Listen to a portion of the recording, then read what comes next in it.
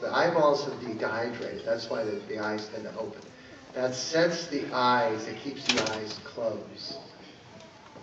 How I can tell whether or not the demon is still there is in the eyes. I'm always looking at the eyes. Because what will happen oftentimes, the eyes will have the look of somebody who's wearing a very Coke bottle-like thick contact lens. They're opaque. And then they'll change. And this also was demonstrated in the movie a little bit. I don't know how quite they did that, but when Rosario goes from where she's possessed, and the next minute she's saying to my character, help me, and then she goes into that rage, and there's that quick little change in the eyes. I don't know if that was a special effect or what, but I could tell in that moment that there was a change. But what I do is, as I'm praying the exorcism rite, I'm looking at those eyes, especially when the manifestations have stopped. And I always lay the cross on the senses.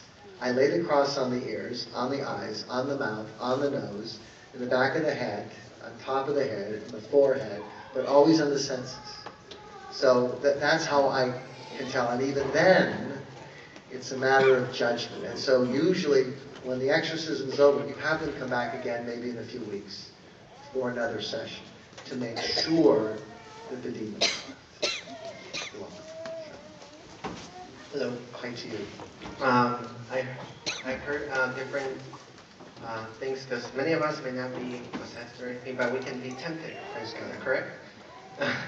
And I've heard that we can do some form of prayer, just to be kind of like for ourselves, you know, like if there's an evil spirit or something. You know, but I've heard also recommendation, don't do it directly to like Satan or anything like that. What would you recommend as common people as far as prayer or something? Well, you know, in the back of Gabriel Amorth's books, the ones that are translated into English, there's a whole list of deliverance prayers.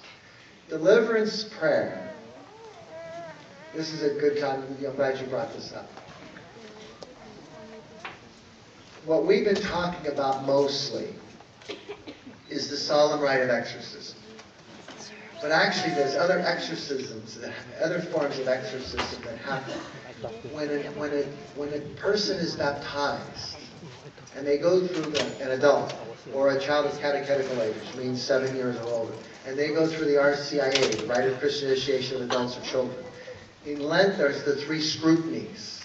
Those are actually those are minor exorcisms, because it's the renunciation of Satan, but it's more broad and specific. In other words, it's not talking to Satan directly, because it's assuming Satan isn't there, but it's a way of protecting and calling attention to the temptation of Satan. When a child, when we renew our baptismal promises, do you reject Satan and all his works and all his empty promises? So those are minor exorcisms. Deliverance prayer, I would put in the class of being a minor exorcism, because you're right, those prayers are not directly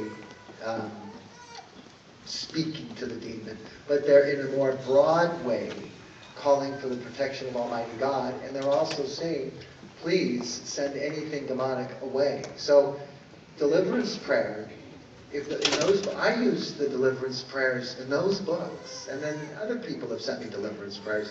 There's a priest, the Exorcist of Lincoln, Nebraska, who put together, compiled a list of deliverance prayers, and I use those as well. So that would be very acceptable. Prayers to the guardian angel would be fine as well. And you can probably find those like online or Google or something. I would think so. I think if you Google in deliverance prayers, I'm sure you could come up with all kinds. Hi, Father. Good evening to you. I read your book, or the book about your life.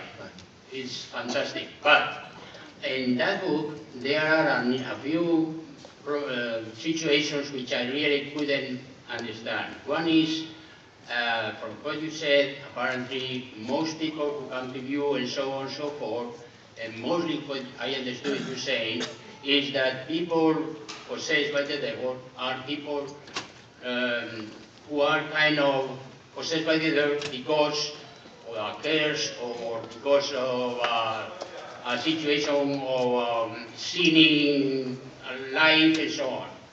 But not so much about what in the book says about cases of people who are very devout, very good, but still they have been possessed for years.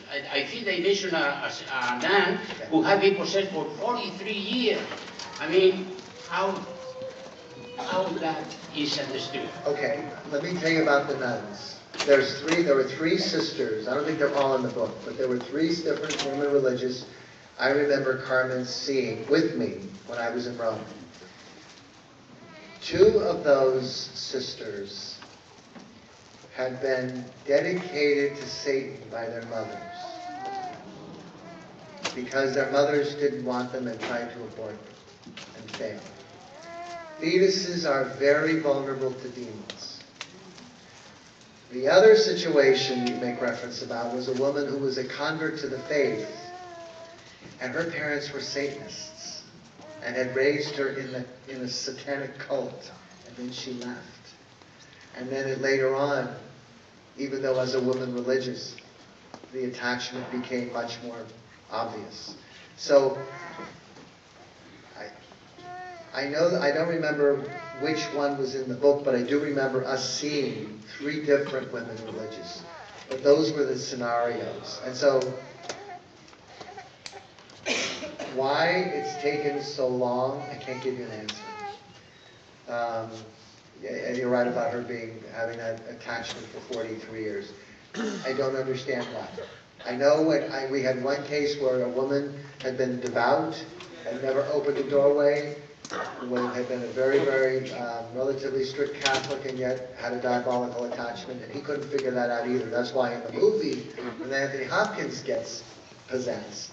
Excuse me, Father, one more thing was in the book, Father Amor, I think is the main exorcist who was in Rome. Yes, that's correct. He says that his opinion after being an exorcist for so many years with so much experience was that everything in our society, the media, the movies, television, etc., the magazines, everything which clearly is against the laws of God and the will of God is really because of the demon activity. I think that is all of us understand and so on.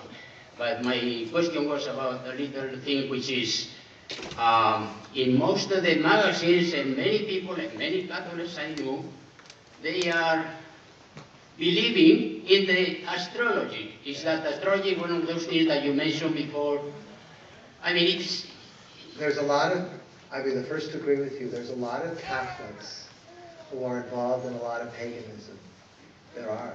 And part of that is because we don't have a critical eye to discern out those things that are of God and those things that are anti-God. And I think for a lot of people, there is a real thin veneer in understanding the danger that many of these pagan practices entice us into. We just think they're harmless, and we don't realize that they're not of God. Sorry for taking one more second. Did I answer that? Did I answer your question? Excuse me? Did I answer your question? No. Did I answer the question?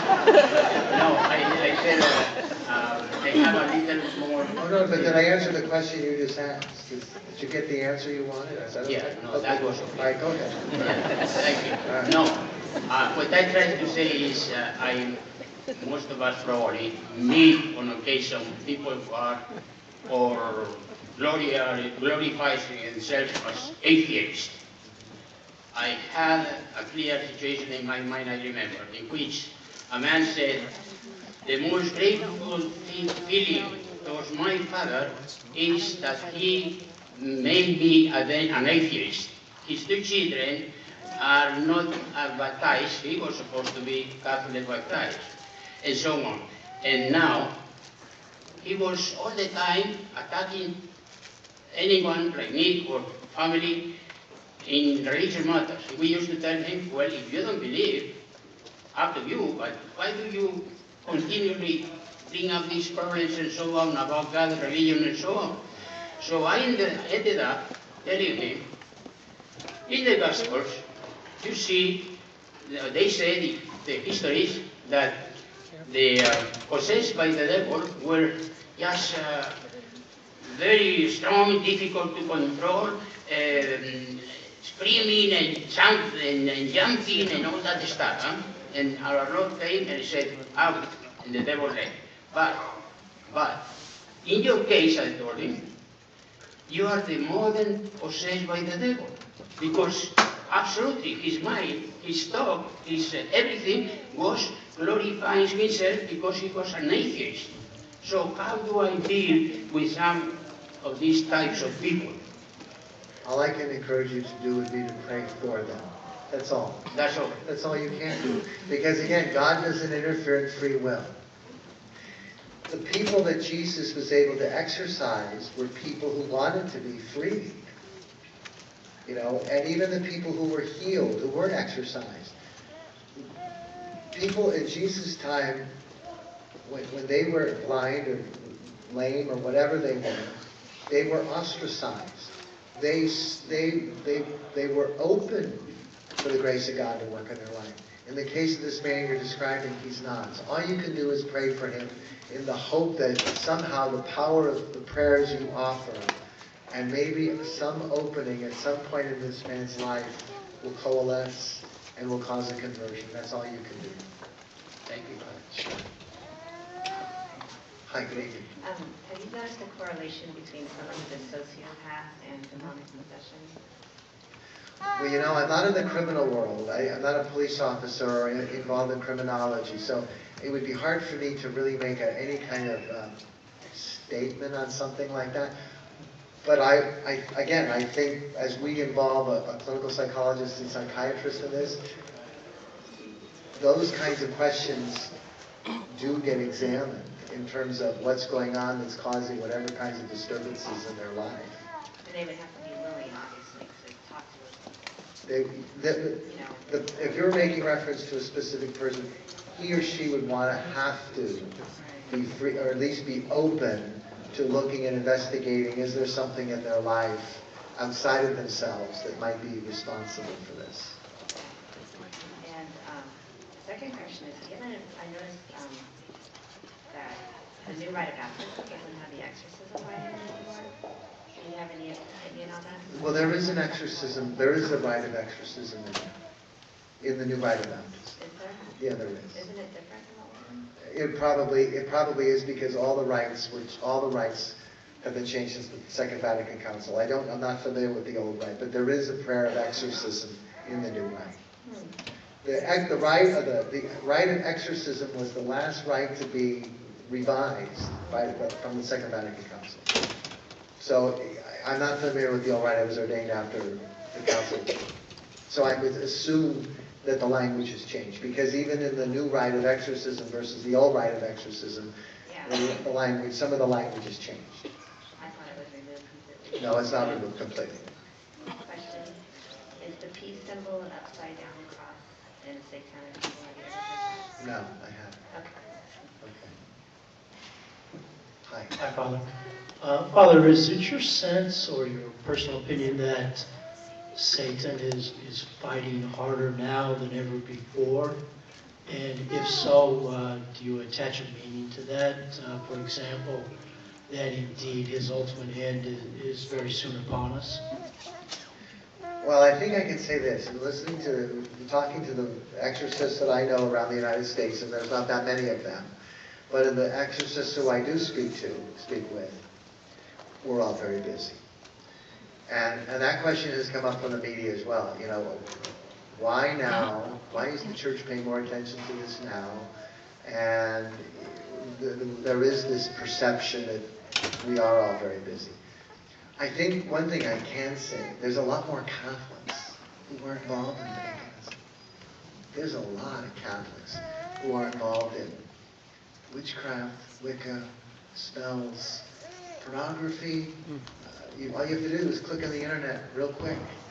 The people who come to me and share with me what they've been involved in and what they've dabbled in is, I'm sure, only a fraction of the people who have been involved. You know, I mean,